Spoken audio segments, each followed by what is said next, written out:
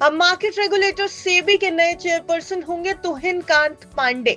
सरकार ने वित्त और राजस्व सचिव तुहिन कांत पांडे को सेबी का नया चेयरमैन नियुक्त कर दिया है। वो माधवीपुरी बुच की जगह लेंगे, जिनका कार्यकाल इसी महीने खत्म हो रहा है। आपको बता दें कि माधवीपुरी बुच ने 2 मार्च को सेबी चेयरपर्सन का पद संभाला था और वो सेबी की पहली महिला चेयरपर्सन बनी थी।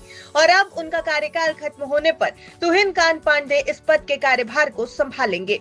तुहिन कांत पांडे की बात की जाए तो ओडिशा कैडर के 1987 बैच के आईएएस पांडे हाल ही में हुए एक फेरबदल में केंद्रीय बजट 2025 से नए राजस्व सचिव नियुक्त हुए थे। राजस्व सचिव नियुक्त होने से पहले पांडे DIPAM के सचिव रह चुके हैं और सरकारी डिसइन्वेस्टमेंट प्रोसेस में भी बड़ी भूमिका निभा चुके हैं।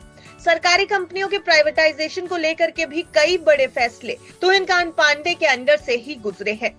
तो कुल मिलाकर पांडे ने भारत की आर्थिक नीतियों, डिसइन्वेस्टमेंट और पब्लिक सेक्टर के प्रबंधन में अहम भूमिका निभाई है।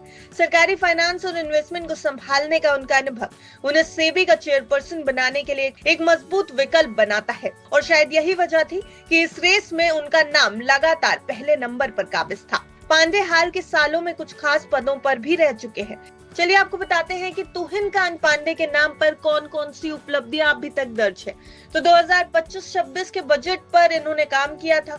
पांडे केंद्रीय बजट को आकार देने में प्रमुख व्यक्तियों में से एक थे, जिसने मिडिल क्लास को टैक्स राहत में 1 लाख करोड़ रुपए दिए। नए आयकर विधेयक को लेकर के भी उनका नाम लिया जाता है। उन्होंने 1961 के आयकर अधिनियम को बदलने के उद्देश्य से एक नए इनकम टैक्स बिल का मसौदा तैयार करने में योगदान दिया है। पांडे DIPAM में सबसे लंबे समय तक सेवा देने वाले सचिव में से एक है, जो सार्वजनिक क्षेत्र के कारोबार में सरकार की हिस्सेदारी के प्रबंधन के लिए जिम्मेदार थे। एयर इंडिया के निजीकरण को लेकर के भी तुहिन कांत पांडे का नाम लिया जाता है। उन्होंने एयर इंडिया को टाटा समूह को बेचने में महत्वपूर्ण भूमिका निभाई थी, जो सरकार द्वारा सबसे बड़े डिसइन्वेस्टमेंट कदमों में से एक था। इसके अलावा IDBI का निजीकरण, उन्होंने IDBI बैंक के निजीकरण की प्रक्रिया की देखरेख की है, जो अभी भी जारी है क्योंकि बोलीदाता अपनी उचित जांच पड़ताल कर रहे हैं। तो सेबी के नए चेयरपर्सन के तौर पर मंजूरी मिलने के बाद तुहिन कांत पांडे का कहना है कि उनको आदेश मिला है और सरकार की तरफ से एक बड़ी जिम्मेदारी मिली है। वो ज्वाइन भी करेंगे। हालांकि उन्होंने कहा कि वो शेयर बाजार के बारे में अभी कुछ नहीं कह सकते। बाजार अभी स्थिरता पर है।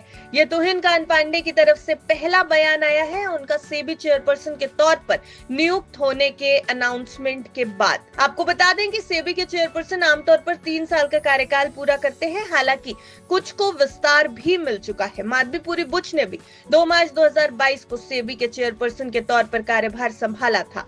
वो सेबी को लीड करने वाली पहली महिला है। उनके कार्यकाल में शेयर बाजार और कॉर्पोरेट गवर्नेंस में कई महत्वपूर्ण बदलाव भी हुए।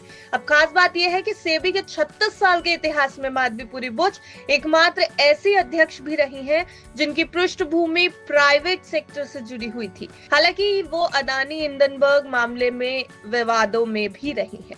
तो अब तुहिन कांत पांडे के नाम का ऐलान हो चुका है। अब ये देखना दिलचस्प होगा कि सेबी के ये नए चेयरपर्सन नियुक्त होने के बाद क्या कुछ मार्केट में बदलाव होंगे, बाजार इस पर किस तरीके से रिएक्ट करेगा। ये सब कुछ आने वाले समय में तस्वीर साफ होती नजर आएगी।